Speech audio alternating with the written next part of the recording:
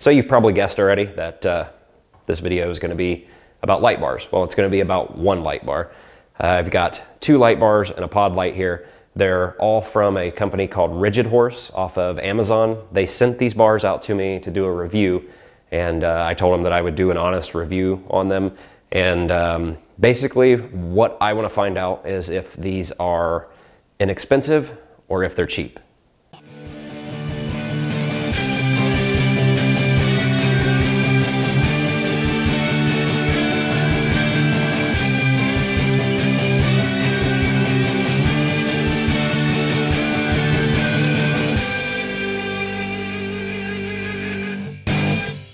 So I'm going to split this up into a couple videos.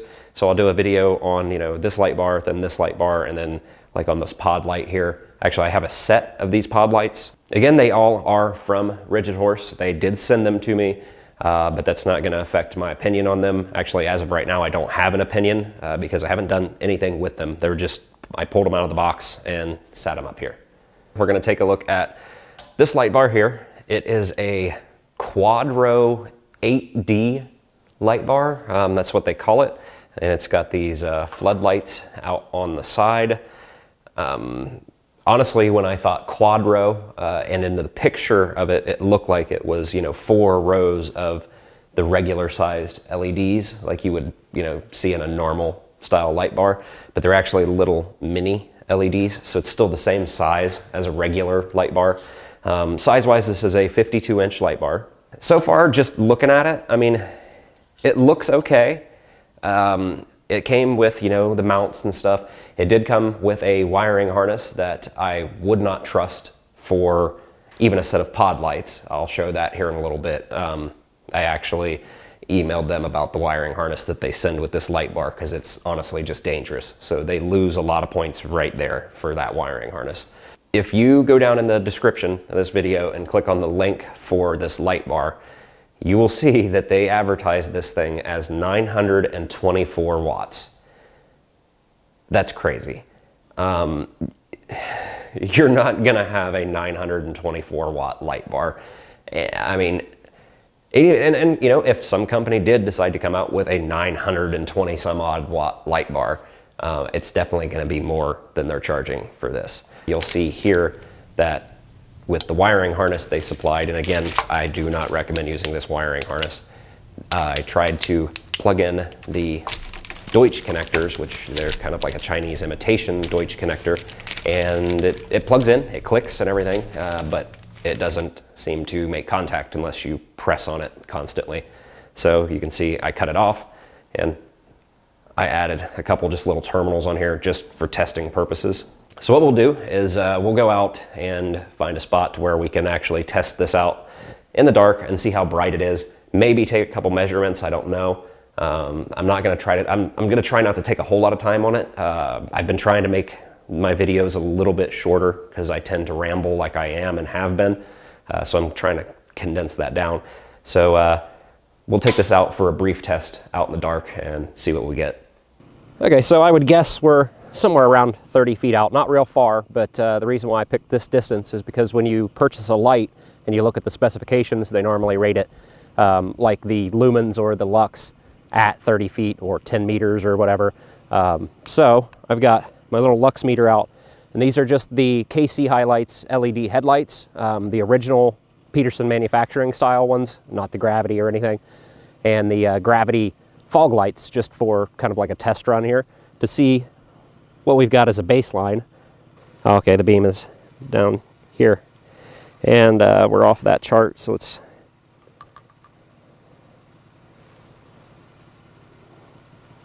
$280, right around 280 lux, 300.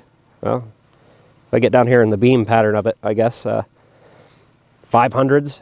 So I'm going to go ahead and shut the headlights off, and I'm going to come around and turn on the Rigidhorse light bar. And as you can see, it is pretty bright, but it's not 924 watts like they try to advertise it.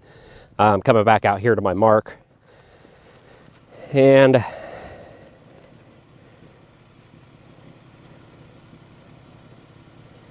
That's between 355, 360 lux. So, I mean, that is pretty bright. I mean, it is somewhat impressive, but let's see, just for the sake of it, let's see what it does against the KC Highlights 20-inch C-Series light bar. Okay, that's the KC Highlights C-Series 20-inch light bar. You can see that it's not as bright, of course. Well, actually, I would say it's pretty much just as bright, but it's just not as spread. So let's get out here to our mark again. Okay, yeah, same mark. And that's pretty impressive. That's a 20-inch light bar compared to a 52-inch quad row light bar. Now, I know the other one on camera might look like it's spread out a little bit more because, well, it kind of is. It's got a little bit more of a flood. Let's see if I can stand over here and not blind myself. I don't know if you can even see me over here, but at least I'm not being blinded. That's just a 20-inch light bar versus that 52-inch. Yeah, the 52 spread out a little bit more. That's because it has those big floods on the sides. But, I mean, let's be honest. Look at, I mean, the difference in those lux readings, and you saw them right here on the meter. So you might be able to see my breath. It's pretty cold out here. So since we got all of that testing done, I think we're gonna go back to the garage and wrap the video up there. Okay, this is the part that I am most excited about, seeing how many amps this thing pulls at how many volts, so we can kind of get an idea of how many watts this is. It's not, you know, an exact science, but at least it'll give us an idea. I know this is just a small little test bench battery. It's not, you know, a completely reliable power source, but like I said, this is just an unscientific, you know, quick on the bench kind of test. I do have the conditioner on it to kind of keep a little bit of flow going to it, but as the volts go down, your amps will go up. So I try to catch it as quick as possible and see how many amps we have down here at how many volts before the volts start dropping too far down. So we're gonna turn it on and try to catch it real quick. Okay, I saw 14.1 when this dropped down to 12.5.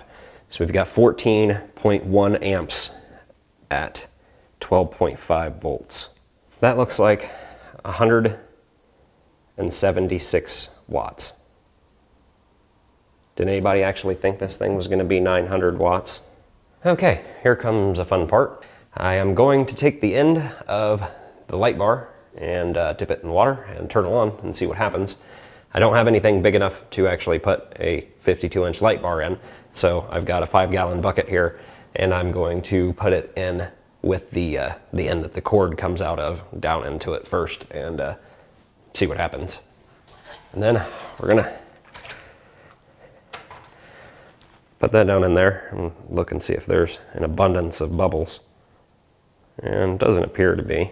Wonder if this will set in here without tipping over. Okay, let's turn it on and see what happens.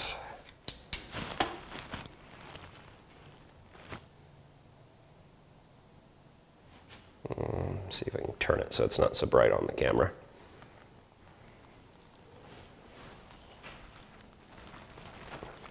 It does appear to be working, and doesn't seem to be any issue as of yet.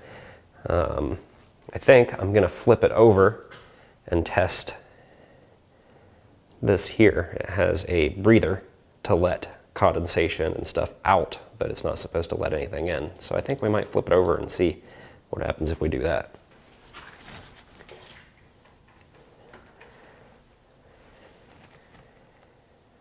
I don't see any huge abundance of bubbles or anything. And just for the fun of it, I'm actually using that really small wiring harness that I said that you should not use with this on there, just to see if something happens with it. And this harness is actually getting fairly hot. This wiring right here, this is the thin wiring of that harness. It's actually getting pretty warm. It doesn't appear that there's any water actually inside of the light. We'll go back with the end of the cord. We'll stick it in here and turn it on, let it set for a little bit, and see if anything happens with it.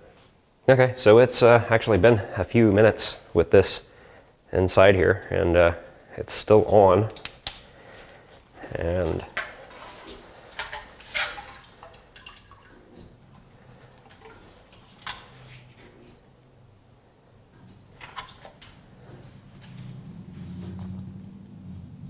I'm not seeing any water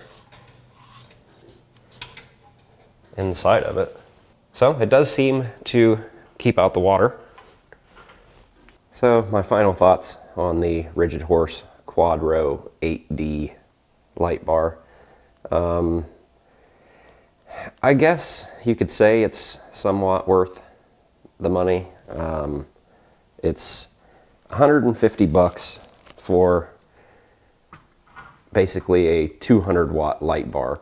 I did a little bit more testing on the light itself, and I was able to get, I think it was like 196 or 197 watts out of it. So it's pretty much a 200 watt light bar. So, I mean, if this is something that you're looking for, like if you like the looks of it or whatever, then yeah, I'd say go ahead and go for it. I mean, it seems to be waterproof. As you saw, we put it in water and stuff like that. I haven't, had it for a long period of time, so I can't say, how it is durability over, an extended period of time. I did have a chance to go back and watch some of the testing footage of this thing, outside at night. And on camera, I mean, it does look surprisingly bright. Like it actually on camera, when I had it out in the parking lot at night, it looks a lot brighter than it actually did in person. So that's odd. It's normally the opposite way around. Like a light will look really bright in person, but really dim on camera. This looked really dim in person, but really bright on camera. And even, the tests from the lux meter showed that it was actually, significantly dimmer than a light bar less than half its size. So this just has it has a really good spread pattern, I guess you could say. It puts a lot of light out in a lot of different directions. If you're looking to light up a big area with a little bit of light, then this will do it. It does come with 4 of these. They they go into the light bar, they go into the fins, and it helps with some of the wind noise. So that's kind of cool that it comes with those. So again, this is the Quadro 8D light bar from Rigidhorse. Check it out, see what you think. Let me know what you think in the comments. What do you think of it if you have one of these, or if you're thinking about getting one of these. So hopefully this gave you a little bit of an idea of what you actually get if you go to order one. So I hope you enjoyed this video. If you did, make sure to go into my channel, check out a couple other videos. I've got all kinds of stuff in there. If you find a video that you like, leave a like. If you have something to say, leave it down in the comments. And if you find a couple videos that you like, don't forget to subscribe to my channel.